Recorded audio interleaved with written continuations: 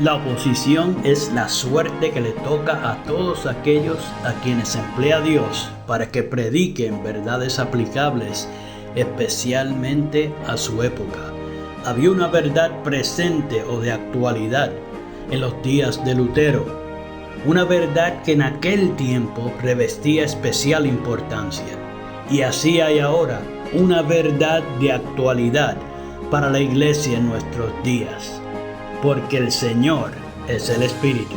A continuación, el programa Restaurando la Verdad Presente.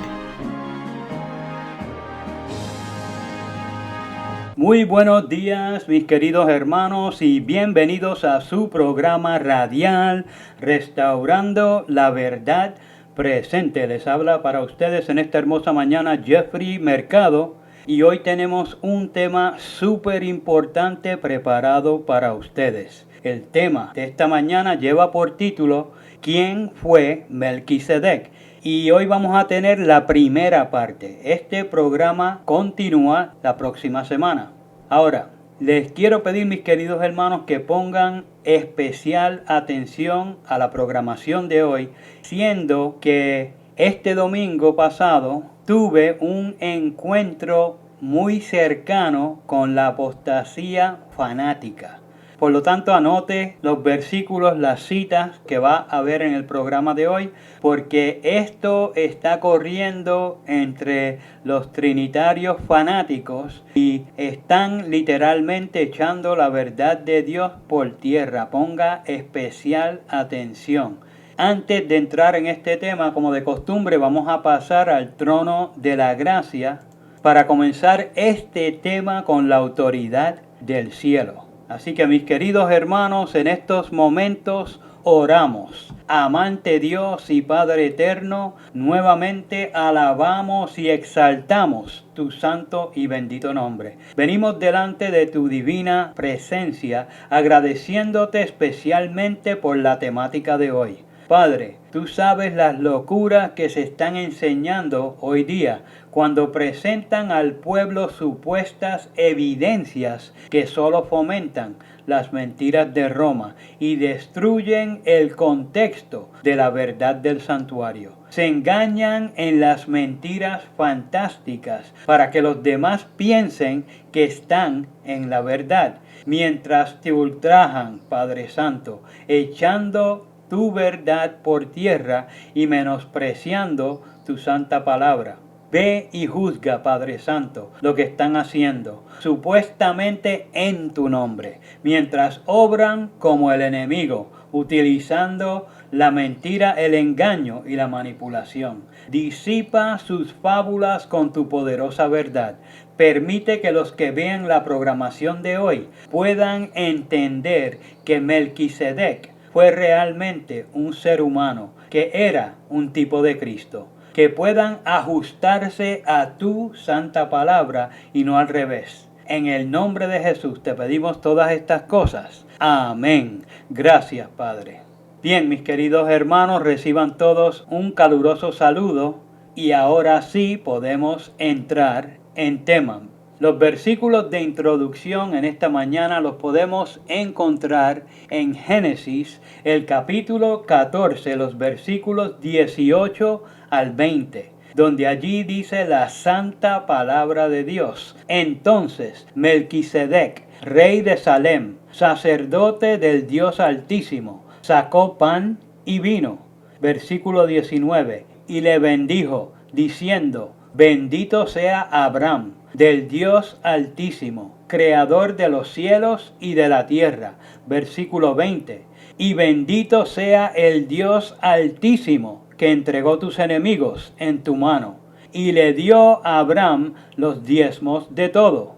También, mis queridos hermanos, vamos a ir a Hebreos, el capítulo 7, los versículos 1 al 4, donde allí dice la santa palabra de Dios: porque este Melquisedec, rey de Salem, sacerdote del Altísimo, que salió a recibir a Abraham, que volvía de la derrota de los reyes, y le bendijo. Versículo 2, a quien asimismo dio Abraham los diezmos de todo, cuyo nombre significa primeramente Rey de Justicia y también Rey de Salem, esto es, Rey de Paz. Versículo 3. Sin padre, sin madre, sin genealogía, que ni tiene principio de días ni fin de vida, sino hecho semejante al Hijo de Dios, permanece sacerdote para siempre. Versículo 4. Considerad pues cuán grande era este, a quien aún Abraham, el patriarca, dio diezmos del botín. Mis queridos hermanos, en esta hermosa mañana, los que tengan oídos para oír, oigan lo que el Espíritu de Cristo dice a las iglesias que no están enseñando locuras ni doctrinas de demonios. En el programa de hoy vamos a estar analizando un poco acerca de la persona de Melquisedec y su sacerdocio, ya que en estos días de apostasía extrema existen algunos que en su ceguera espiritual están llegando a conjeturas peligrosas que tuercen el contexto de la palabra de Dios. Y lo triste del caso, mis queridos hermanos, es que así enseñan a los demás y los que tienen comezón de oír, sin razonar, se tragan el cuento. Vamos a repasar lo que presenta la Biblia y el espíritu de profecía para que si aún uno de ellos decide estudiar realmente este tema, fuera de sus conjeturas y de sus ideas romanistas, pueda lograr entenderlo en el contexto de la verdad bíblica. Ahora bien, el problema principal que noté era que no veían el relato que Moisés registró en Génesis 14, por lo que claramente Moisés manifestó, sino que lo veían a través de las palabras de Pablo, pero totalmente fuera de su verdadero contexto.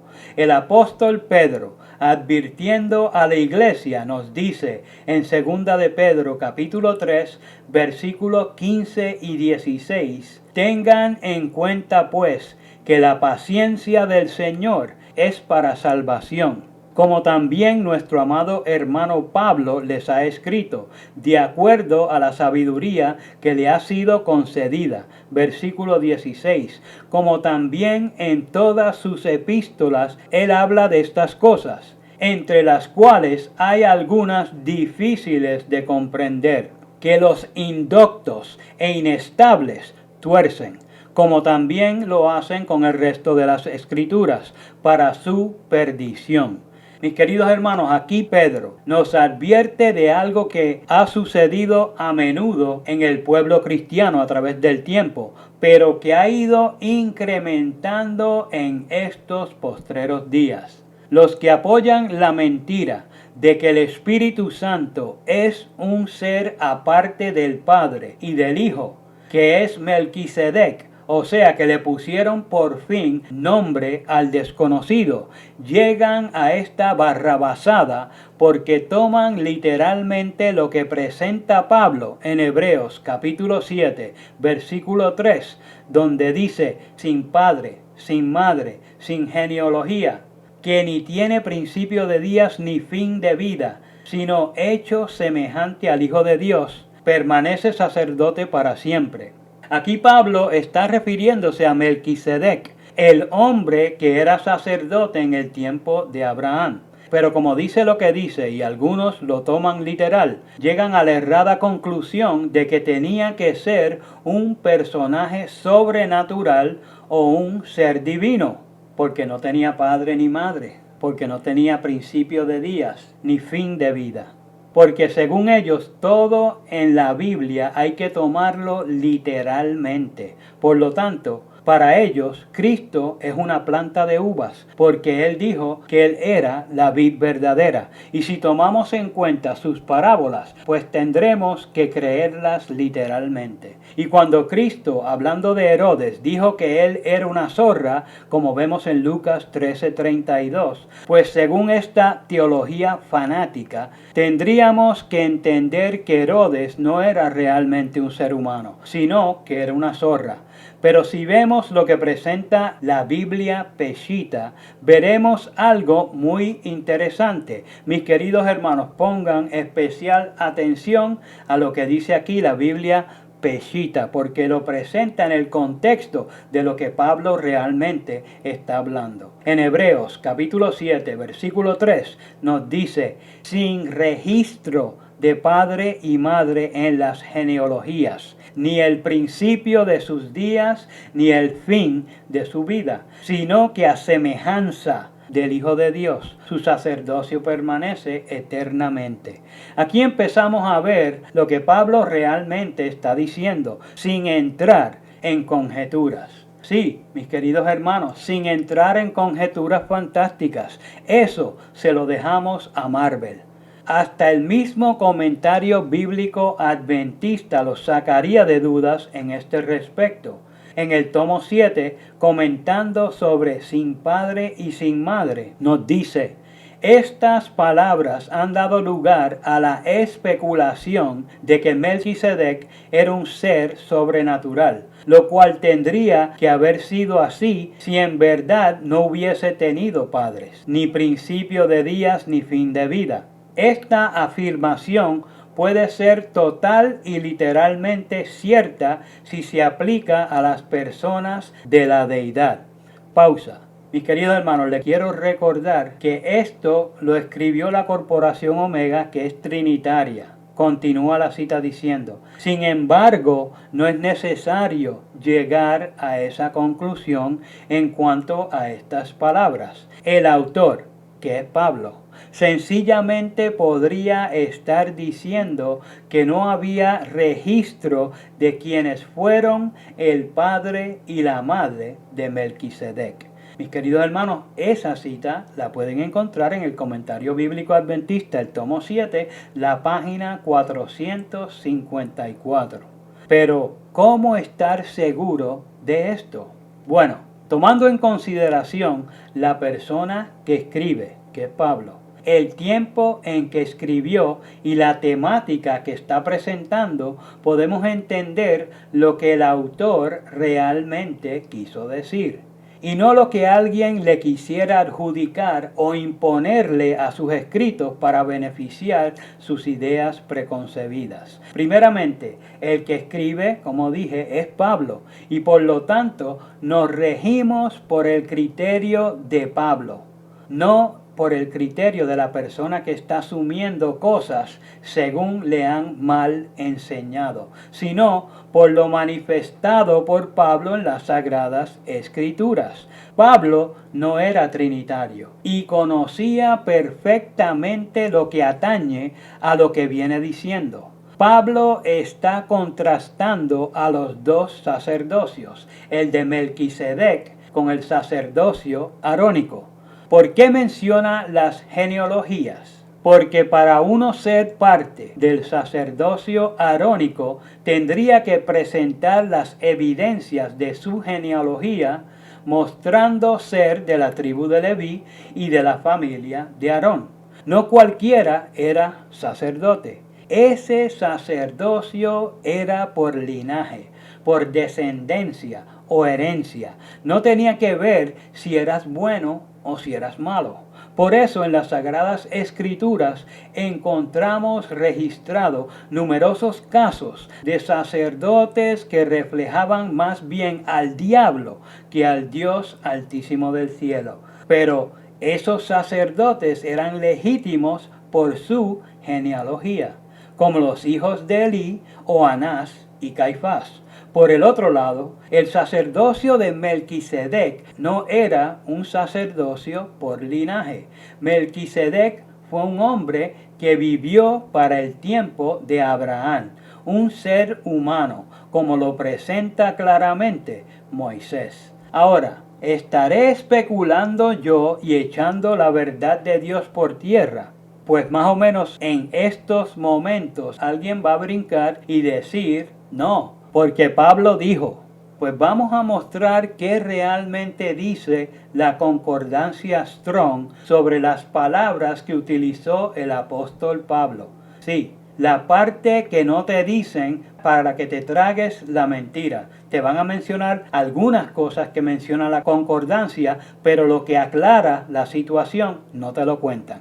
Pero recuerden el consejo bíblico. Debemos ser como los bereanos, precisamente para que no nos engañen con fábulas fantásticas. Aquí vamos con la definición completa que explica claramente por qué la traducción de la Biblia Peshitta con relación a Hebreos 7:3 es una mejor traducción de lo expuesto por Pablo, porque nos deja comprender lo que él estaba diciendo sin llevarnos al misterio ni a la fantasía. La palabra griega apator, que en la concordancia Strong sería la G540, nos dice que quiere decir sin padre. Esto es sin registro paternal, sin un padre.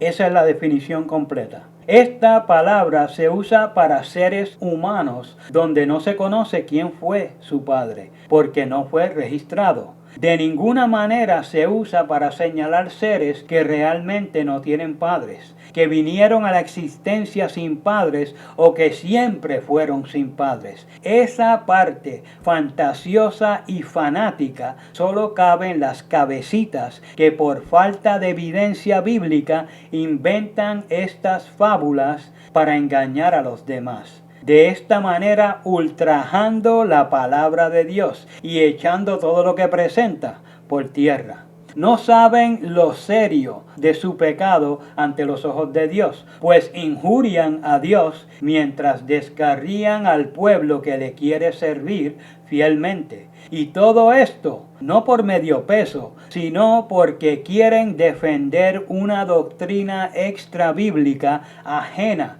a las Escrituras, una doctrina del anticristo. Cuando buscas la palabra que Pablo usó, que fue traducida literalmente como sin madre, o la palabra ametor, la G282, encontramos lo mismo. Sí, quiere decir literalmente sin madre, pero se refiere a una maternidad desconocida. O sea que no se conoce la madre de la persona, no que no tuvo madre. Usted tiene que decidir si usa parte de la definición y llega a conclusiones fantasiosas o si usa la definición completa de la palabra que señala la realidad de una maternidad desconocida.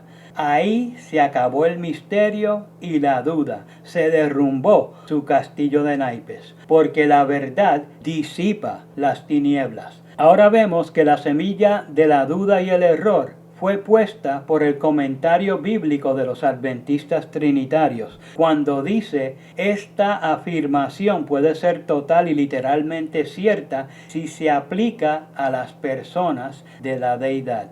Esto es una mentira del diablo, porque las palabras que Pablo emplea son utilizadas para referirse a seres humanos, de los cuales se desconoce quiénes eran sus padres, porque no hay registro de su procedencia. No conocen cuándo nació y no conocen cuándo murió. Por favor, no se pongan a inventar.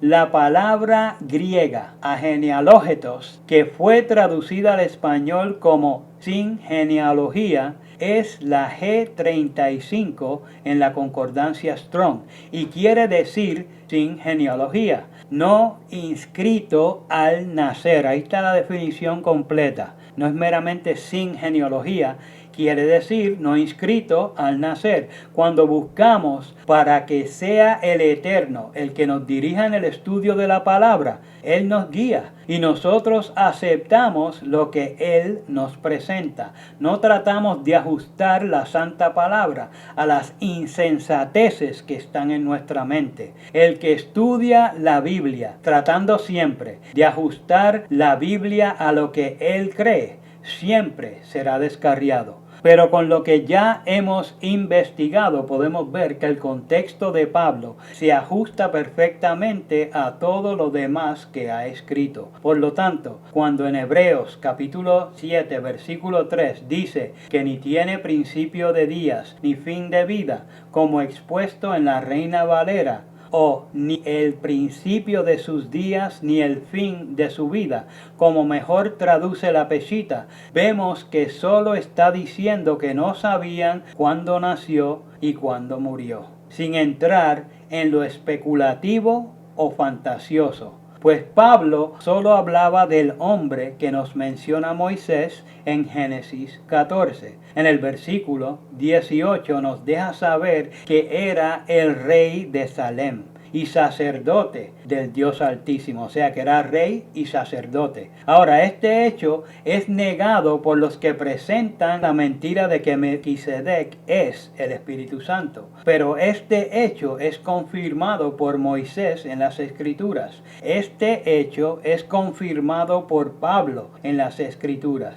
Este hecho es confirmado por la concordancia Strong y hasta el mismo comentario bíblico adventista tomo 1 confirma este hecho. Pero para ver si los espíritus de los profetas están sujetos a los profetas, como nos dice Primera de Corintios capítulo 14 versículo 32, veamos lo que dice la sierva del Señor para ver si fue un hombre rey y sacerdote de la antigüedad que salió a recibir a Abraham o quién fue realmente. Echemos un vistazo. La sierva del Señor nos dice, otro que salió a dar la bienvenida al victorioso patriarca fue Melquisedec, rey de Salem, quien trajo pan y vino para alimentar al ejército. Como sacerdote del Dios Alto, bendijo a Abraham y dio gracias al Señor, quien había obrado tan grande liberación por medio de su siervo, y le dio a Abraham los diezmos de todo. Mis queridos hermanos, esta cita es de Patriarcas y Profetas, la página 115, el párrafo 2. Aquí nos presenta lo mismo que nos presentó Moisés y Pablo. Y en el mismo libro, hablando de Melquisedec, nos dice, Melquisedec, al bendecir a Abraham, había reconocido a Jehová como la fuente de todo su poder y como autor de la victoria. Bendito sea Abraham del Dios Altísimo, creador de los cielos y de la tierra, y bendito sea el Dios Altísimo, que entregó a sus enemigos en tus manos. Génesis capítulo 14 versículos 19 y 20. Dios estaba hablando a aquel pueblo por su providencia, pero el último rayo de luz fue rechazado, como todos los anteriores. Mis queridos hermanos, esa cita es de Patriarcas y Profetas, la página 136, el párrafo 4. Aquí, Elena sigue sujetándose a lo expuesto por Moisés y más adelante nos dice, pero el origen del sistema de los diezmos es anterior a los hebreos. Desde los primeros tiempos, el Señor exigió el diezmo como cosa suya, y este requerimiento fue reconocido y obedecido. Abraham pagó diezmos a Melquisedec, sumo sacerdote del Altísimo. Véase Génesis 14, versículo 20. Esta cita, mis queridos hermanos, también es de Patriarcas y Profetas, de la página 505, el párrafo 2. Y como pueden ver, aquí Elena sigue apoyando el relato de Moisés. La siguiente cita nos dice, tan pronto como David se vio afianzado en el trono de Israel, comenzó a buscar una localidad más apropiada para la capital de su reino, a unos 30 kilómetros de Hebrón. Se escogió un sitio como la futura metrópoli de la nación. Antes que Josué condujera los ejércitos de Israel a través del Jordán, ese lugar se había llamado Salem. Cerca de allí, Abraham había probado su lealtad a Dios. 800 años antes de la coronación de David, había vivido allí Melquisedec, sacerdote del Altísimo. Patriarcas y Profetas, página 693, el párrafo 1. Bueno, ahí vemos que sigue confirmando la verdad bíblica de que Melquisedec era un hombre que era sacerdote del Altísimo, que vivió en Salem. Nadie cuestiona si era realmente un varón de Dios, pero de eso a decir que es el Espíritu Santo como un tercer ser de la divinidad, aparte del Padre y del Hijo, pues hay un gran trecho. Ahora noten lo que dice en el deseado, sin llegar a conjeturas. La cita dice: Adán os dirá: esta es la simiente de la mujer, que herirá la cabeza de la serpiente. Preguntadle a Abraham, quien os dirá: es Melquisedec, rey de Salem, rey de paz. Jacob os dirá: es Silo, de la tribu de Judá. Isaías os dirá: Emanuel, admirable, consejero, Dios fuerte, Padre eterno, príncipe de paz. Esa cita, mis queridos hermanos, del deseado de todas las gentes, la página 532. Esto es solo parte de la cita, pero si se dan cuenta, lo que ella viene haciendo es señalando a Cristo, nuestro Salvador, a través de las Escrituras. Aquí presenta que si se le preguntara a Abraham, él nos diría que es Melquisedec, rey de Salem, rey de paz. Ahora, ¿en qué sentido Elena White está diciendo esto? Pues en el único sentido que lo podemos tomar, pues Melquisedec fue meramente un tipo de Cristo. No es que fuera Cristo, sino que lo representó en sombra y figura. Algunos hoy usan esta cita para decir que en efecto era Cristo, si se toma literalmente. Pero ella misma nos deja saber que no habló en ese sentido cuando nos dice: fue Cristo el que habló mediante Melquisedec. Pausa. Esto no debe sorprender a nadie, pues eso es lo que el apóstol Pedro nos dice en 2 de Pedro, capítulo 1, versículo 11. Pues su testimonio, el de Cristo, es el espíritu de profecía, no otro ser, como vemos en Apocalipsis capítulo 19, versículo 10. Continúa la cita diciendo: el sacerdote del Dios Altísimo. Melquisedec no era Cristo, sino la voz de Dios en el mundo, el representante del Padre. Pausa. Esto quiere decir que Melquisedec era profeta de Dios, además de ser sacerdote y rey. O sea que tenía el testimonio de Jesús. Era Cristo quien hablaba por medio de él. Pero siendo que era profeta, porque Cristo hablaba por medio de él, era sacerdote y rey, era un tipo perfecto de Cristo. Continúa la cita diciendo: y Cristo ha hablado a través de todas las generaciones del pasado. Pausa. Aquí los que enseñan la mentira de que Melqui es el Espíritu Santo sacan esta parte de la cita totalmente de su contexto, diciendo que fue Melquisedec el que habló a través de todas las generaciones. Eso es faltarle totalmente a la verdad bíblica. Pedro nos dijo claramente que era Cristo el que hablaba a través de los profetas. La verdad es que hay que estar bien ciego para decir eso y creérselo, cuando la cita es tan clara. Y finaliza la cita diciendo: Cristo ha guiado a su pueblo y ha sido la luz del mundo. Alabado sea su santo nombre. Esa cita la pueden encontrar en Mensajes Selectos, el tomo 1, la página 479, el párrafo 2. Mis queridos hermanos, el centro de la Biblia es Cristo, no es Melquisedec. El que se hizo uno como nosotros y venció fue Cristo, no Melquisedec. Este es el que las Escrituras y Elena White señalan. Cristo es el centro del santuario. Todo lo que encuentras en el santuario lo representa a Él. En la reunión telefónica en la cual fui engañado para participar, con la premisa de que habían aceptado ciertas verdades no trinitarias para que escuchara esta locura, como si el Eterno empuñara las herramientas del diablo, como la mentira, el engaño y la manipulación, como si Dios no estuviera viendo todo lo que hacen. Uno de ellos me salió con una furia diciendo que yo no entendía este asunto porque no veía las cosas a la luz del santuario. ¡Wow! se llenó la boca. Con eso lo dijo todo. Y por eso, en el próximo programa, lo vamos a seguir desmintiendo, pero desde la perspectiva del santuario.